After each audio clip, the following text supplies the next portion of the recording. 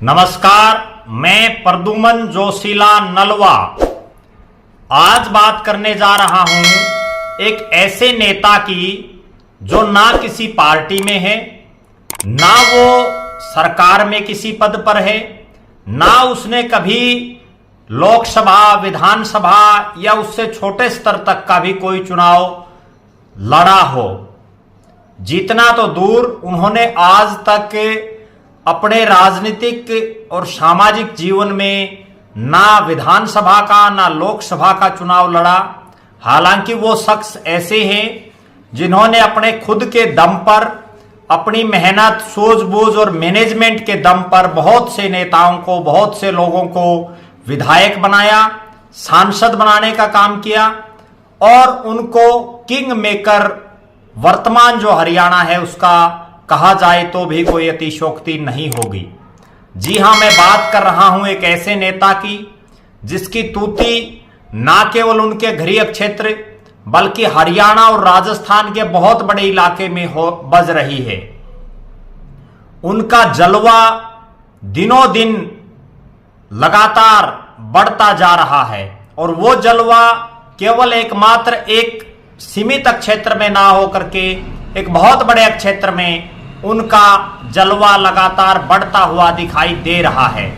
मैं बात कर रहा हूं ऐलनाबाद विधानसभा क्षेत्र के गांव तरकावाड़ी के मूल निवासी कप्तान मीनू बेनीवाल की, जो पहले मीनू के नाम से बड़े विख्यात थे रहे हैं।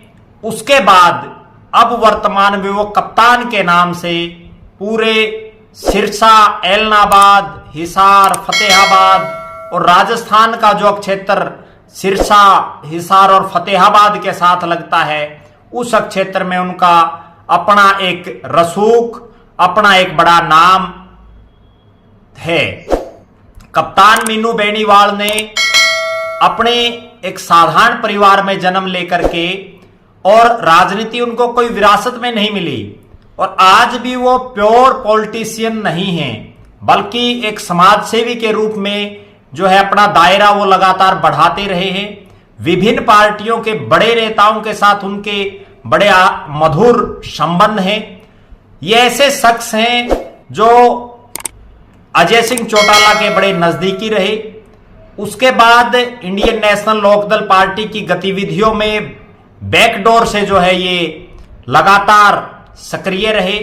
एक वो दौर भी था जब खुद मीनू बेनीवाल नलवा विधानसभा क्षेत्र में एक प्रत्याशी के रूप में इंडियन नेशनल लोकदल की तरफ से देखे जा रहे थे 2014 के विधानसभा चुनाव में, लेकिन वहां से उन्होंने चुनाव नहीं लड़ा।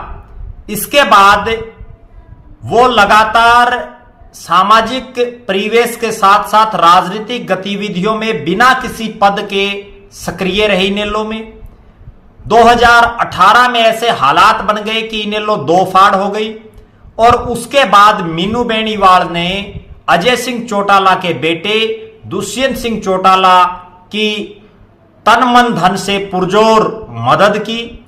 उनकी मैनेजमेंट, उनकी काबिलियत, उनकी सूझबूझ, उनकी रणनीति और विभिन्न पार्टियों के और विभिन्न क्षेत्रों के जो नेता हैं उनके साथ जो उनके वर्षों पुराना जो उनका एक गहरा रिश्ता था उनके साथ, वो काम आया और जेजेपी हरियाणा में स्टैंड कर पाई। उन्होंने दुष्यंत चौटाला के लिए दिन रात मेहनत की। एक बड़ी रणनीतिकार के रूप में उन्होंने अपना जलवा पूरे प्रदेश में दिखाया। इससे पहले हालांकि मीनू बेनीवाल का पूरे प्रदेश में वो जलवा लोगों ने नहीं देखा था, लेकिन जेजेपी के गठन में उनका सबसे अहम योगदान रहा।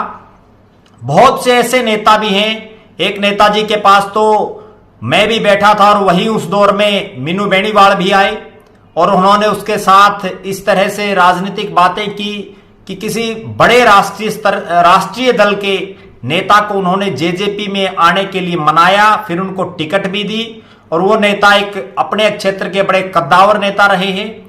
लिहाजा ये कहा जा सकता है कि उनमें वो गट्स, वो काबिलियत है कि वो किसी भी नेता को मोह सकते हैं, किसी भी नेता को अपने साथ जोड़ने में वो सक्षम हैं।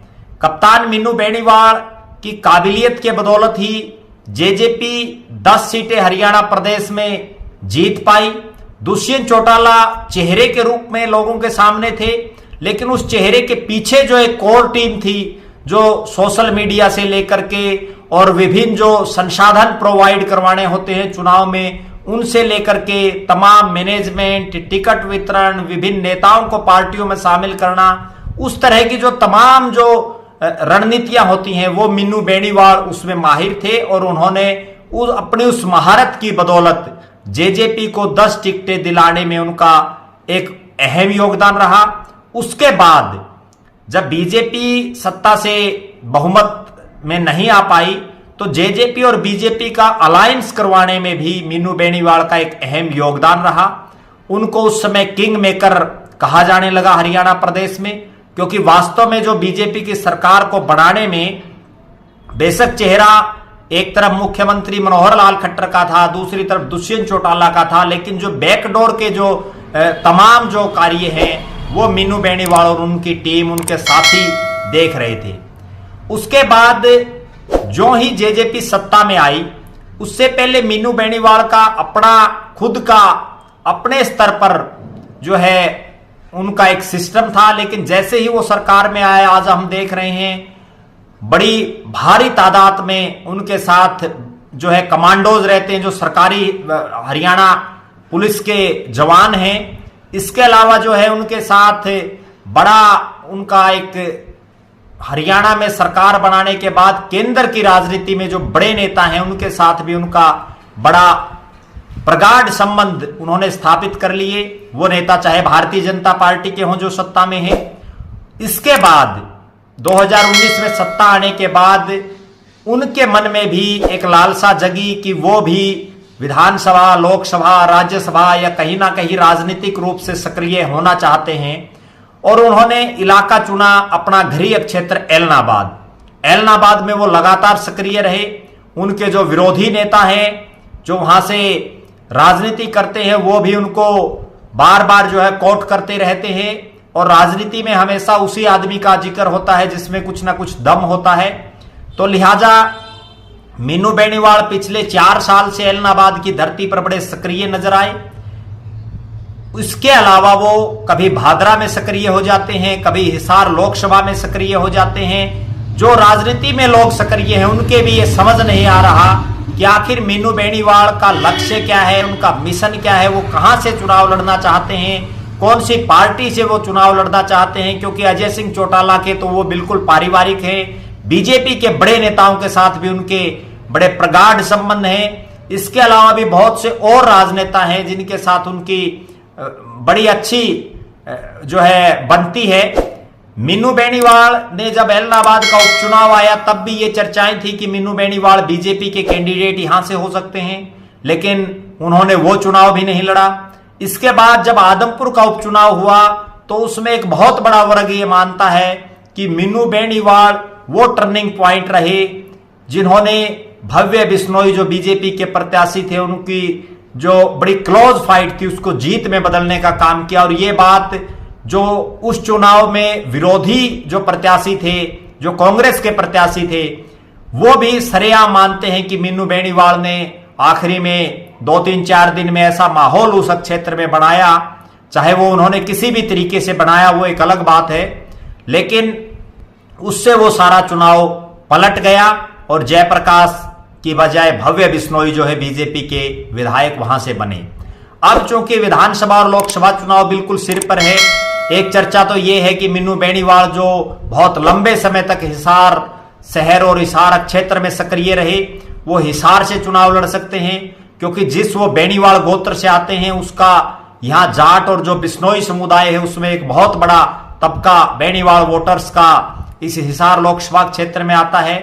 एक चर्चा यह है कि वो हिसार से पार्लियामेंट का चुनाव भी लड़ सकते हैं।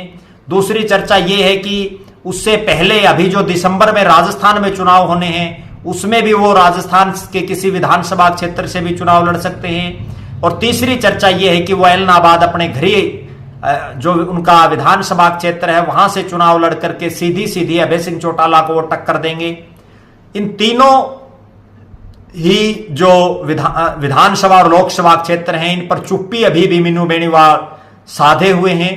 लिहाजा ये तो समय बताएगा कि वो किस विधानसभा क्षेत्र या लोकसभा क्षेत्र से चुनाव लड़ते हैं या नहीं लड़ते हैं, या वो पहले की तरह ही एक किंग मेकर बनते हैं, पहले की तरह ही अपने साथियों को विधानसभा और लोकसभा में पहुंचाने का काम करते हैं।